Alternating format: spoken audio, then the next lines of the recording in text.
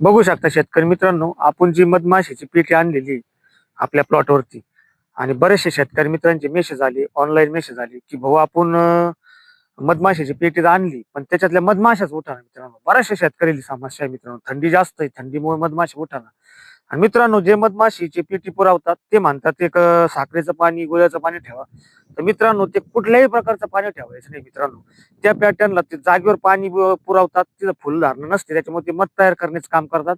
त्या गुळाचं आणि साखरेचं पाणी पिऊनच त्या मधामध्ये मध गोळा करतात मित्रांनो. मधमाशांना आयतं खाद्य खाण्याची सवय लागलेली असते त्या पेटींचं. म्हणून ते 2-3 दिवस सेट होत नाही मित्रांनो. कुठल्याही प्रकारचं पाणी ठेवायचं नाही. आपण जे निरीक्षण केलं, सगळ्या प्रकारचं गुळाचं पाणी, साखरेचं पाकाचं पाणी सगळं फेकून दिलं.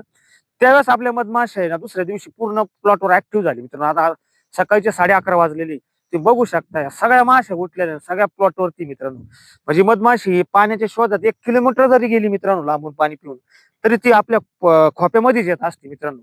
त्याच्यामुळे कुठल्याच प्रकारचं पाणी हे तुम्हाला मधमाशीच्या पेटीजवळ ठेवायचं नाही मित्रांनो.